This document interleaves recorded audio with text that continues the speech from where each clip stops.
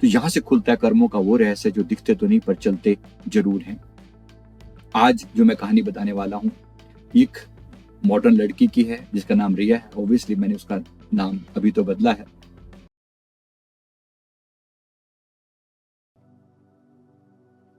दोस्तों, कभी कभी लगता है ना कि हम तो किसी का बुरा नहीं करते, फिर भी दुख हमारा पीछा क्यों नहीं छोड़ते।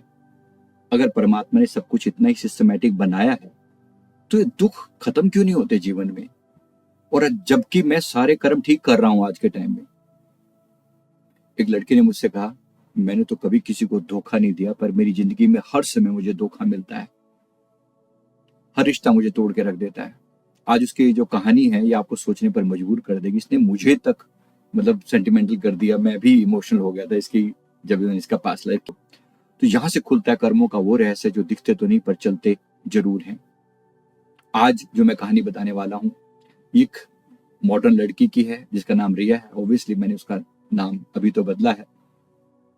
तो ये पुणे में रहने वाली है, एचआर मैनेजर है। बचपन से उसको एक अनजाना सा डर था। तो वो डर था अगर मैंने किसी से प्यार किया तो वो मुझे छोड़ देगा। बार बार उसके मन में ये आता रहता। जब कोई लड़का उसकी जिंदगी में आता, अचानक वो खुद को बोलती कि मैं भी रेडी नहीं हूं, मुझे अकेला छोड़ दो। उसके भीतर एक डर की लहर थी। कोई नजदीक आया तो उसने एक दीवार खड़ी कर दी। परेशान होकर वो मेरे पास आई। उसने पूछा कि मेरा पास्ट लाइफ रिग्रेशन कीजिए। पास्ट लाइफ में हमने देखा 1784 का समय था। एक छोटा सा कस्बा था उस समय उत्तर प्रदेश में, बेलनगढ़ उस जगह का नाम था। रिया, जो आज रिया है, वो उस जन्म में एक मुस्लिम महिला थी जो कि बहुत सुंदर थी। उसका नाम रजिया भी था। रजिया एक सुंदर और होशियार और बड़ी इमोशनल लेडी थी। वो उसके पिता हकीम थे तो वो भी दवाइयां बनाना जानती थी और साथ में इसके साथ वो टोटके भी जानती थी। उस जन्म में उसका मतलब उसका प्रेम जो था वो एक पैशन था। उस एक व्यक्ति से, इस लड़के से उसको एक मोहब्बत हुई, उसको प्यार हुआ। उसका नाम अमीर था। उस अमीर ने के साथ उसने समय बिताया, बड़ा प्यार किया, बड़े कस्मे वायदे हुए। लेकिन एक दिन शादी किसी और के साथ करके वहां से निकल लिया। ऐसा दिल टूटा, ऐसा दिल टूटा। तो उसने कसम खाई कि सारे रिश्ते झूठे होते हैं, सारा पाखंड है, सारा फ्रॉड है। मेरे को अगर धोखा मिला है तो बाकी लोगों को भी धोखा मिला होगा। इस सारा खेल ही धोखे का है। ऐसा जब उसने मन में सोचा तो अब कोई प्यार करने वाला सुखी ना रहे, मैं तो दुखी हुई हूं। उसका जो संकल्प था कि कोई प्यार करने वाला सुखी ना रहे, अब ये बड़ा खतरनाक है।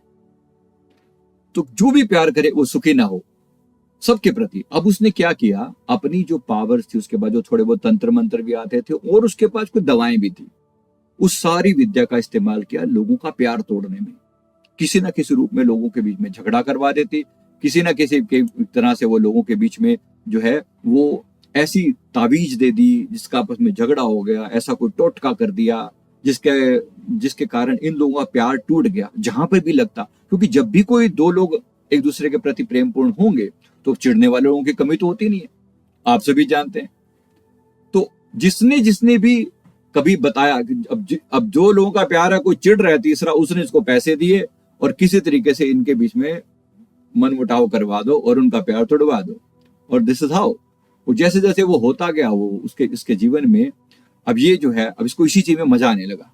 और उसने एक नहीं, दो नहीं, तीन नहीं, चार नहीं, अनेक लोगों के रिश्ते तोड़वाए, प्यार तोड़वाया, भाव जहां भी किसी का जुड़ा हुआ था वो चेंज करवाया। और फिर अब बहुत से प्रेमी बिछड़े, वो सोचते कि अब कोई मुझे दर्द नहीं देगा, सब मेरे ही जैसे हैं। अब कोई सुखी नहीं है। मैं तो दुखी थी ही थी, अब मेरे जैसे बाकी भी बहुत सारे लोग दुखी हैं। अब इस समय क्या हो रहा था सोचिए, ये उस समय की घटना। ऐसी दिन समय आया, मर गई, खप गई, खुद से ही अपने रिश्ते तोड़ रही है आज के समय में ये लड़की। उस समय में जब इसने रिश्ता टूटा, आज इसका मन खुद से ही तैयार नहीं होता कि मैं तैयार नहीं हूं, कोई मुझे धोखा देगा, कोई मुझे चीट करेगा। मैंने किसी को चीट किया, मैंने किसी को धोखा दिया, मैंने लोगों के रिश्ते तोड़े, इस बार मेरा रिश्ता नहीं हो सकता। उसका मन उसको अंदर से बोल रहा है अगर मैं प्यार करूंगी तो मुझे धोखा मिलेगा ही मिलेगा, क्योंकि उसने लोगों के रिश्ते तोड़वाए। यानी जो डर उसने उस जीवन में लोगों को दिया वो इस जीवन में उसका बिहेवियर बन चुका था। तो याद रखेंगे इस बात को। तो जब दूसरों का वो दूसरों का प्रेम तोड़ती थी, इस जीवन में उसका खुद का प्रेम टूट रहा था। अब याद रखना, क्या आपने भी बिना वजह किसी से दूरी बना ली है? क्या आप भी अपना रिलेशनशिप से डरते हैं? क्या आपकी जिंदगी में प्यार बार बार टूटता है? क्या आपकी जिंदगी में ऐसी कोई घटना है जो बार बार होती है जिसके आपके पास कोई एक्सप्लेनेशन नहीं है? तो फिर आपके लिए है ये रास्ता। तो अपने आप से पूछिए, क्या क्या किसी जीवन में आपने तो ऐसी घटना नहीं कर रखी? अगर ये जानना चाहते हैं तो अपना पास्ट लाइफ प्यार करवाया जा सकता है। अगर आपको समझ है तो ठीक है, फिर आपकी मर्जी है, बड़े प्यार से अपने जीवन को जी, जैसा आप ठीक समझे वैसा जिए। पर एक बात को याद रखें, अगर आपके जीवन में ऐसा घटित हो रहा है तो मेरा जो सोल्यूशन है, सच्चे दिल से क्षमा प्रार्थना मांगना। जरूर मांगे, जरूर मांगे। अपने इष्ट गुरु भगवान के सामने प्रार्थना करें कि हे मेरे गुरुदेव, हे परम पिता परमेश्वर, मुझ पर कृपा करें और मुझे जो मैंने ये गलतियां की हैं, मेरी हर गलती के लिए मुझे क्षमा दान दें गुरुदेव। मेरी हर गलती के लिए मुझे क्षमा दान दें, मुझे क्षमा दान दें, मन से, वचन से, कर्म से। इस जीवन में या पिछले किसी जीवन में अगर मैंने मन से, वाणी से, कर्म से किसी को भी कष्ट पहुंचाया है तो मेरी गलतियां क्षमा करें। यहां से शुरुआत होती है बदलाव की, यहां से शुरुआत होती है चेंज की। इसलिए चेंज जरूरी है। अपने गुरु से माफी मांगे। गुरु रिप्रेजेंटेटिव है परमात्मा के, उनसे माफी मांगे, प्रार्थना करें कि आपकी कृपा से मुझे माफी मिले, मेरे जीवन में सुधार हो, मुझ पर कृपा करें गुरुदेव। मेरे गुरुदेव पिछले 30 लाइफ टाइम्स से मेरी देखभाल कर रहे हैं, मेरी केयर कर रहे हैं। मेरे सदगुरुदेव भगवान कितना संभाला है, जन्मों जन्मों तक इस आत्मा को संवारा, निखारा। कोई तो आपके जीवन में भी ऐसा हो जो आपको संवारने वाला हो। है कोई ऐसा? भाग मनाएं कोई ऐसे सदगुरु मिल जाए तो। इसलिए मैं सभी से निवेदन करूंगा, सच्चे दिल से क्षमा मांगे। लोगों के रिश्ते तोड़वाए, उसके खुद के रिश्ते टूट रहे हैं। तुरंत दुनिया भर के ताबीज, गंडे, ये जो तरीके हैं ना, लगा लगा कर, उल्टे सीधे तरीके लगाकर लोगों के रिश्ते तोड़वाए। इस जीवन में उसके खुद के रिश्ते कभी बन भी नहीं पाएंगे। अभी तो उसने शादी करवाई नहीं है, मतलब अभी शादी हुई नहीं है, अभी तो वो पहले से ही उसका मन मना कर रहा है। हो गई तो इसका रिश्ता ऐसे ही टूटेगा, ये अच्छे से समझ में आ चुका है उसको। अब क्या करें? अब कम से कम 41 डेज तक इसको लगातार हमने माफी प्रार्थना करने को बोला कि भाई कुछ तो सुधार करो अपने भीतर। दूसरा, एक बात को याद रखेंगे, जब हम किसी का दिल तोड़ते हैं तो असल में अपने ही जन्म की बुनियाद तोड़ रहे हैं, किसी को तकलीफ दे रहे हैं। अब जिसने वो गलती करी, चलो उसने जो गलती करी उसको भी सजा मिली होगी। पिछले जीवन में वो जो आमिर नाम का लड़का था उसको भी सजा मिली होगी, लेकिन इसने उसके बदले में खुद को कितनी तकलीफ दी। अब ये कितनी गलत बात है ना, सोचिए। मतलब आप किसी को ये तो नहीं कह सकते कि भाई मेरे साथ बुरा हुआ, अब मैं सबके साथ बुरा ही करूंगी, मैं किसी का भी प्यार नहीं बनने दूंगी। Don't say that. बल्कि इसका उल्टा होना चाहिए। अगर मेरे जीवन में कुछ कमी है तो मैंने कोई ना कोई गलती ऐसी की होगी, मुझे पहले उसका सुधार करना चाहिए। एक्चुअली इसका होना क्या चाहिए था, ये लोगों के रिश्ते बनवाए।